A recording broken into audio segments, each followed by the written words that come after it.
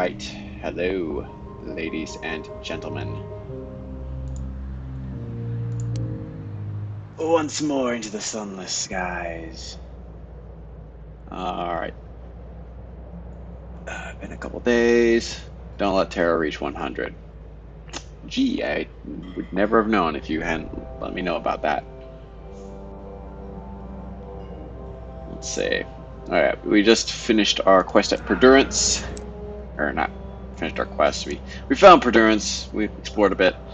We're gonna head off this way. See if we can't find some more ports. Most interesting path we've had so far. We're gonna go this way and hopefully find something good. Yeah, and there's no supplies there to purchase, which really sucks. So we may starve.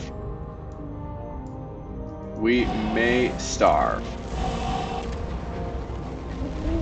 Oh shoot, I did not mean to hit that button. Hey, we found a bunch of things. We're actually gonna head that way. Sounds like a really bad idea, but we're gonna head that way. And see what there is to see.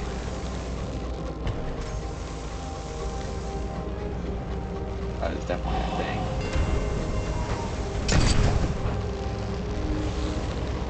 Alright, what is the... Okay, there's a... Oh, Nikes and... Oh, seriously, gravy. Oh my gosh. There's like a massive... Oh shit. There's a massive time rip thing. Senior Scrivener. Alright, so...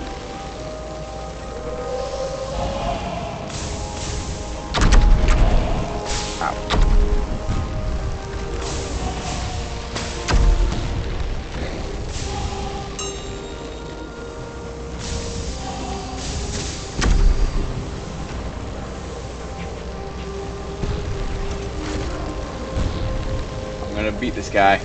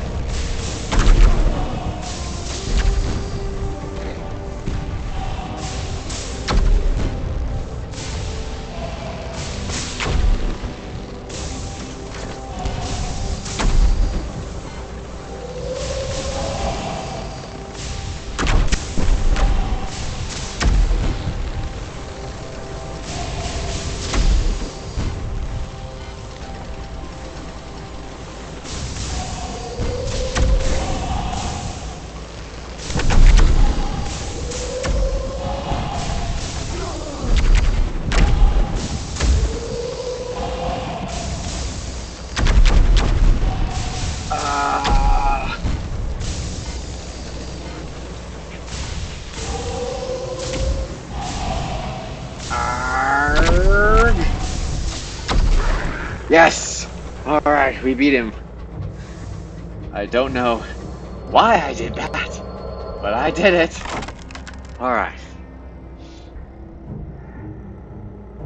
It was an ancient servitor of the stars, feared among even its own kind. Alright, so... a moment of inspiration would be interesting. Or we could get bronzewood. I don't need bronzewood, so let's go here. A vision of the heavens. Okay, so we are so low. I mean, no, it's too far. We're gonna have to chance it. We're sailing out into the depths of space, into the depths of the skies, and we're hopefully going to find something before we starve to death. But on the good news, starving, at least in the last game, was not so bad. Like, you could theoretically survive for a while. Sadly, we just have a bunch of stained glass. Because sometimes if you have like food type items, you can get something out of that.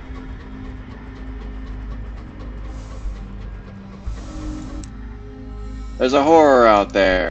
Hello.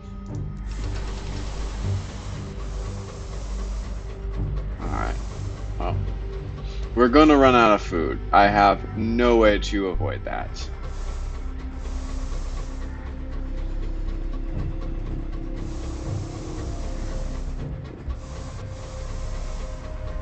That looks cool.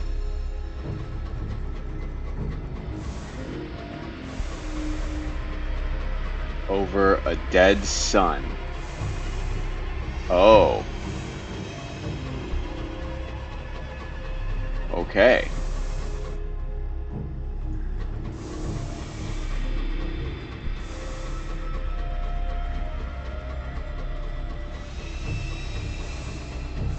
Alright, we've run out of food. This looks to be something.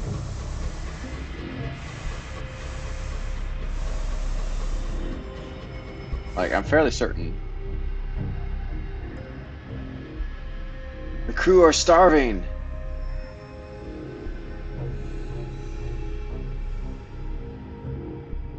Can toil warm you? Can companionship? Let's work alongside the crew and see what happens.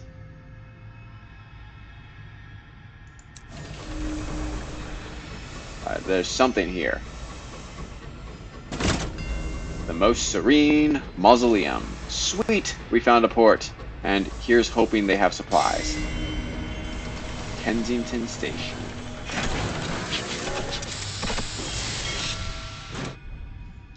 Ah, the nave. Real quick. Yes! Supplies! Oh, sweet rutabaga, we needed those. Okay, real quick. We've got to go back to London after this. I am running out of money. So, yeah. We gotta go back to London after this. And after that, likely back to the Relay to head back to the Reach to make more monies. This is expensive out here.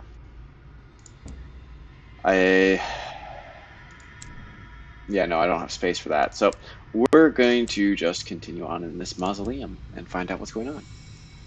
The nave, the soaring sepulchral heart of the most serene mausoleum, constructed over the cooling embers of Alboin's murdered son. The mausoleum was built to house London's most glorious dead. Kensington Station.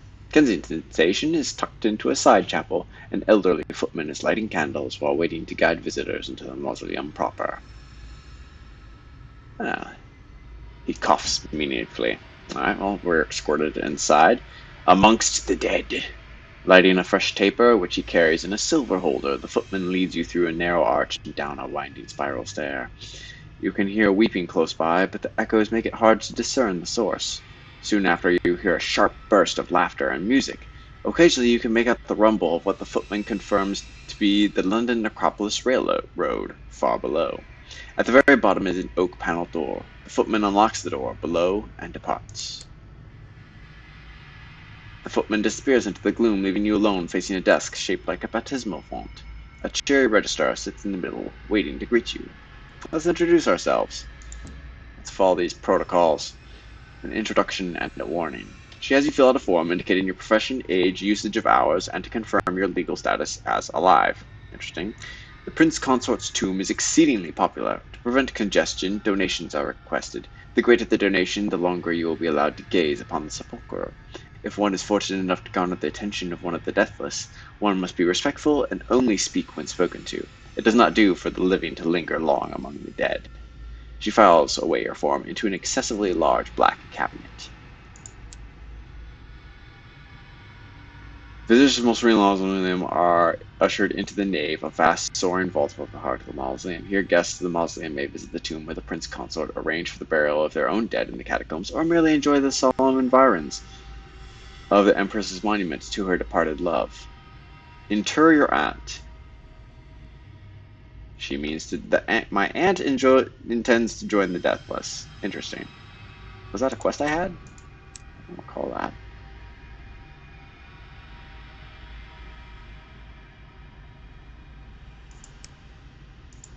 No, I don't recall that at all. Well, let's write a port report. most serene mausoleum endures. The catacombs grow as the necropolis line brings more bodies for burial. Traders bring fresh hours into the mausoleum, endowments from the empress for the deathless interred in their vaults. Plans are in motion to add a new chapel to the nave, while the deathless petition for a new separate station for the exclusive use of their servants. Death has never been so much in motion. So I can inter mine, so I can look for the inscribed Tinkerer's sigil. Oh yeah, I need to look for that quest. I can inter a member of my crew,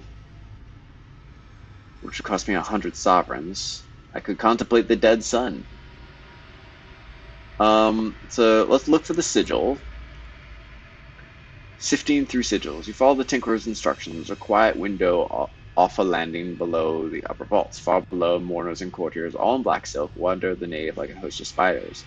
You take out a magnifying glass provided and turn your attention to the walls. Some quick thinking on your engineer's part doused the worst of the flames. The correspondence often has spectacular side effects. Your notebook has survived, and with your drawings of the many identical broken sigils that adorn the gallery that looks out over the dead star below. Oh, so we found the sigil and gained some terror. Okay, so that was an easy quest. Let's visit the memorial to the Prince Consort. The most serene mausoleum was built to commemorate Her Renewed Majesty's dead love. His tomb is in the heart of the mausoleum, the vaults, chapels, mourners, and courtiers, all arteries and capillaries to his memory. To visit the tomb, one must speak with a cherry register.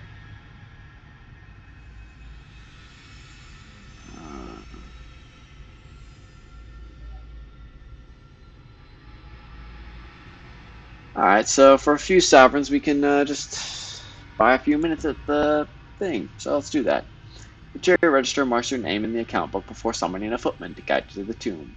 The tomb is sunk into a round chapel behind the choir. An effigy of the Prince Consort rests on top.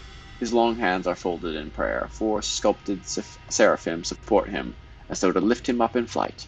Crowds of visitors in mourning jostle for a better position. A lady in an inconceivable hat shoves her way to the front. You are afforded a brief glimpse of the prince's haunted marble face before you are ushered away. Alright, so yeah, interesting. So I need a bunch of stuff, like Immaculate Souls, which I've never found, to get really good stuff from that event. But let's approach the Deathless. Her Renewed Majesty's most highly favored courtiers prefer the upper climbs to the nave, away from the excitable members of the public. The most serene mausoleum houses more than just the Prince Consort. Under its soaring spires, the Empress keeps her most favored courtiers. Those lucky few are provided with every luxury they might wish, and a generous stipend of hours.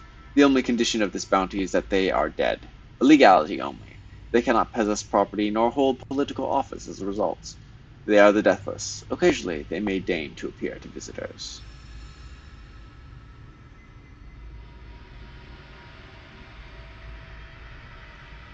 Okay, so if I have different things,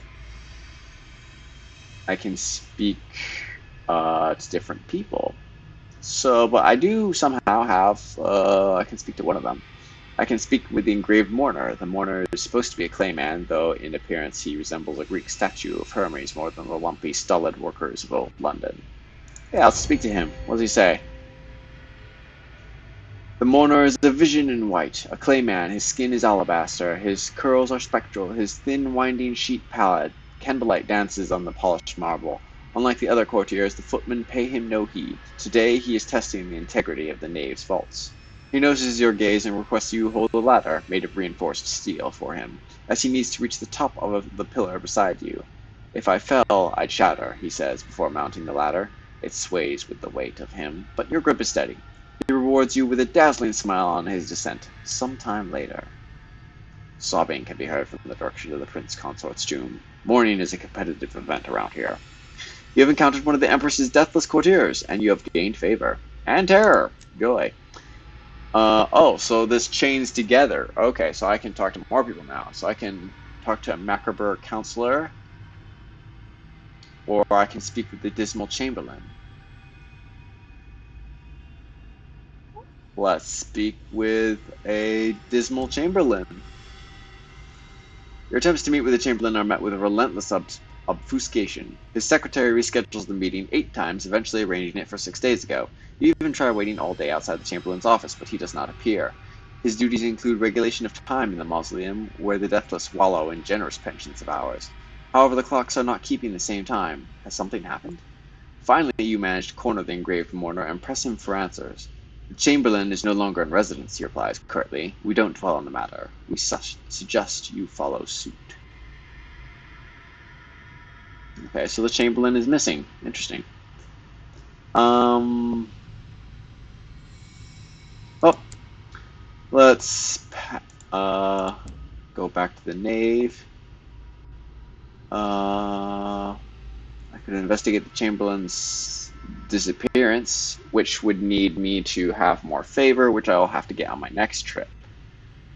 Let's contemplate the dead sun, see if we can get some terror. I don't know. The conquest of heaven. Smoke still rises from the sun's smoldering core. The wound that slew it is clearly visible, a great rent torn in one side. Star stuff, long since cooled to the color of coal, spills into the sky. When Her Majesty entered Alboin, she slew the sun with an experimental weapon, an unclear bomb. Then she claimed the sun's throne and dominion, leaving the remains here as a clear message. Not even the suns are above the Empire's reach. Okay, so we gained a vision of heaven and more terror. I don't really have anything else to do. I don't want to inter with my aunt because I kind of need her. But we are going to head back to London because I feel like our adventures in Alboin are coming to a close.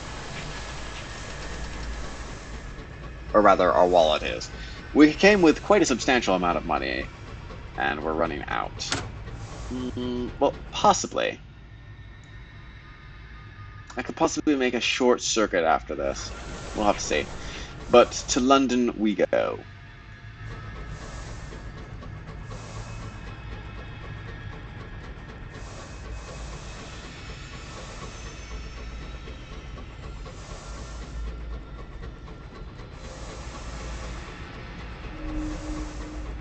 Graves. Graves as far as you can see.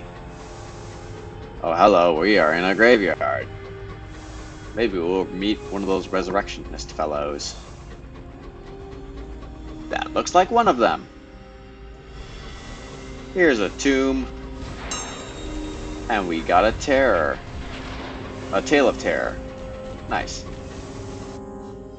So we want to go up and to the left. We may have to fight this guy, all things considered.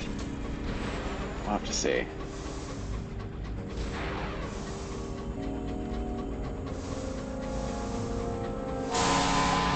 Alright, so he wants to fight.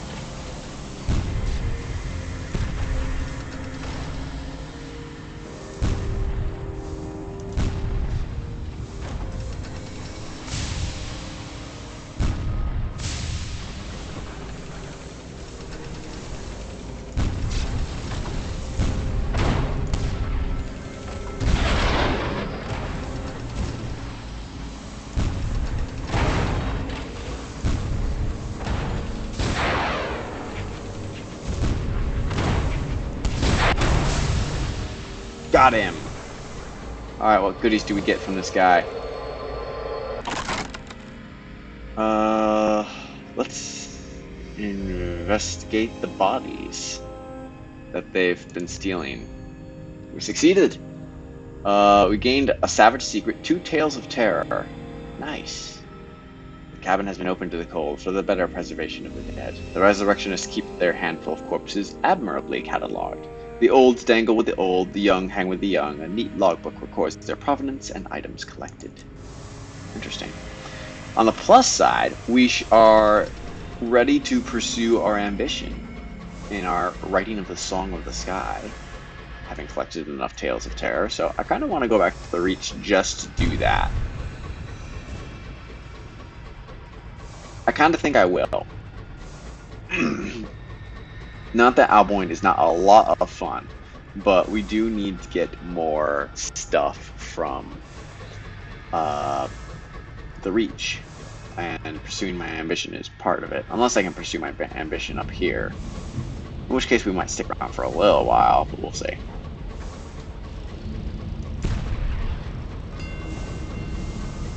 Simon's Nest.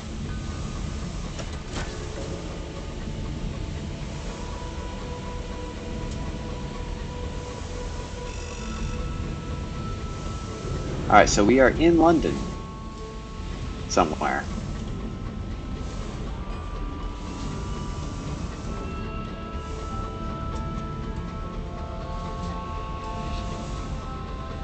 Fair amount of terror, too.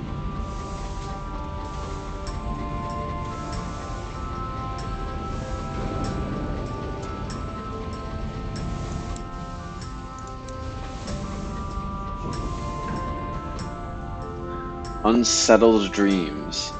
That night, your sleep is peppered with uncomfortable dreams. A dream of midnight meadow.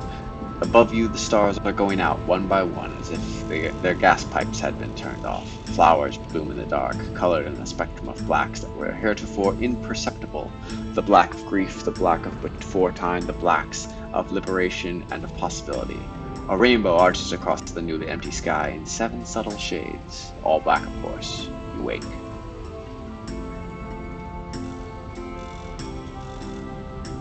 Alright, so... let's seek some company. Partial success. What does this do? I lost some supplies. Interesting.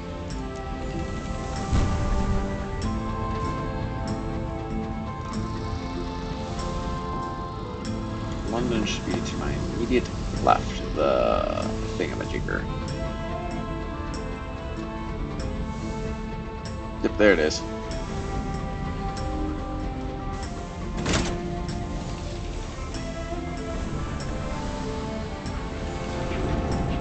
St. Dominic's Station.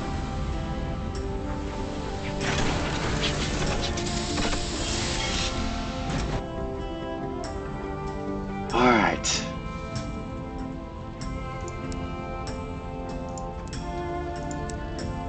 Let's sell all of our stained glass.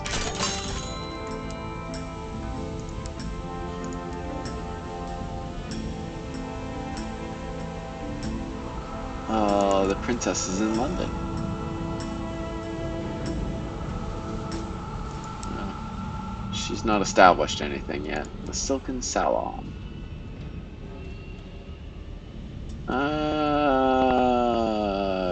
Gossip. I mean, it's not a bad rate of exchange, but it's not really good either. I'll hang on to it. I can find other uses for that. Explore London, wander the streets.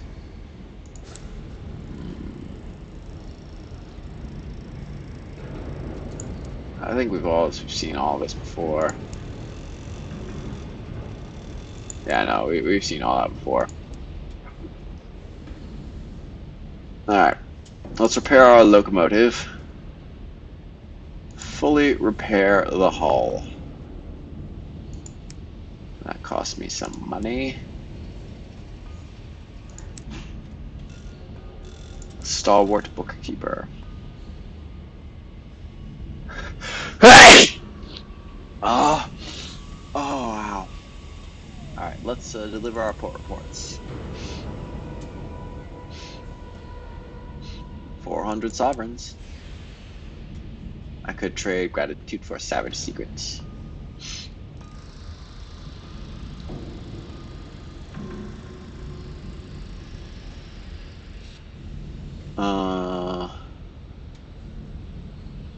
Let's trade it for his trust. Let's see what other quests he's got for us. Moving up the chain. He considers you for a minute, tapping his pen on his desk, then he nods. He communicates that he works for the New Street Line, an organization that arranges for work world escapees to be smuggled to safety. If necessary, the line finds them new lives and new names. The authorities do not approve. If you want to help, you will need to meet his patron. He gives you a yellow train ticket and shows you an address. It belongs to a fierce philanthropist, co-owner of the Steam and Sapphire Company. Alright. Let's request a meeting with this fellow. You call at the fierce philanthropist's tall, stately house. Her secretary is a slight man with a drooping lip. He jumps up when you present your ticket and ushers you into his employer's study. She sits tall in her chair, a sherry bottle to one side, her papers to the other. She pours you a glass. Please, have a seat. Her voice has a hint of Midlands melancholy.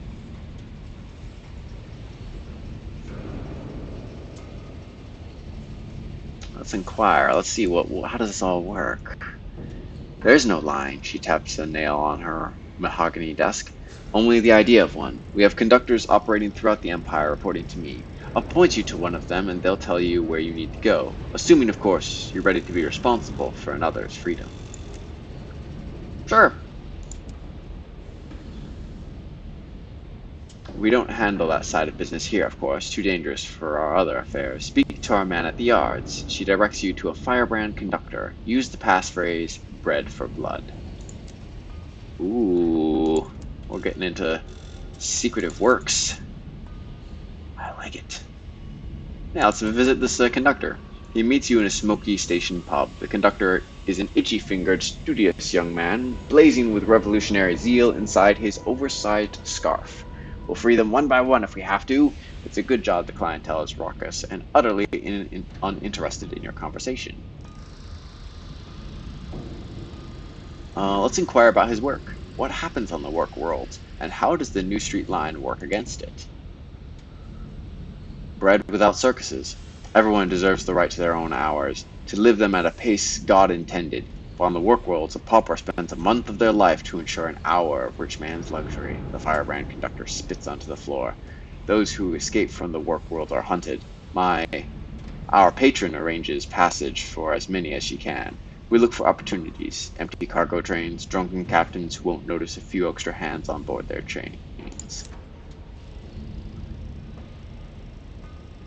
Let's agree to smuggle a passenger. Let's see what happens. A poor soul in need of saving. The lady makes the arrangements through her network. Let's see. Yes, pick up from here, deliver there, come back to me, and I'll make sure I'll have another who needs your help. There's always more. Alright, so I need to collect a passenger from Eagles Empyrean and then deliver them to New Winchester. Okay, okay.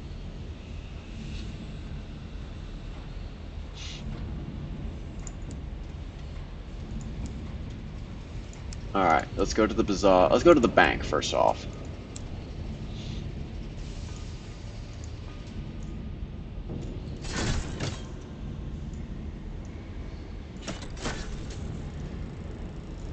We're getting the butcher stuff again.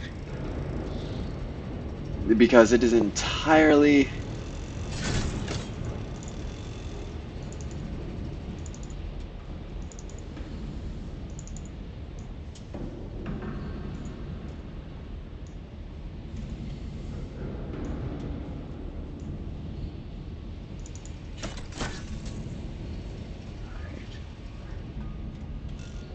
I don't know what's going on.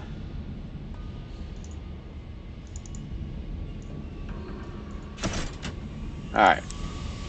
Okay, so we got a slight little bug there. That's no big deal. We'll explore some more. Bugger. It happens sometimes. Let's go to the market. The augmentations. See if there's anything at all that we want. A better weapon would be nice. I don't think I can get one. That requires a heavy weapon slot. The Black Jape requires high iron. That's right, we need to upgrade our iron more if we want this. Damage 24. Ooh. Higher heat though.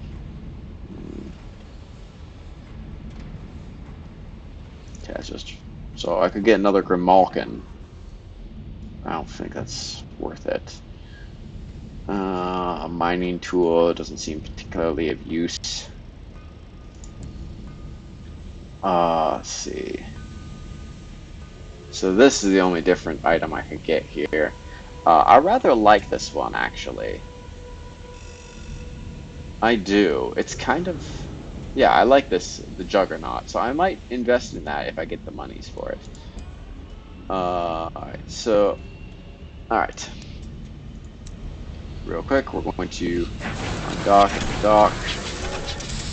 get our doohickey thing, we're going to real quick go to the market, stock up,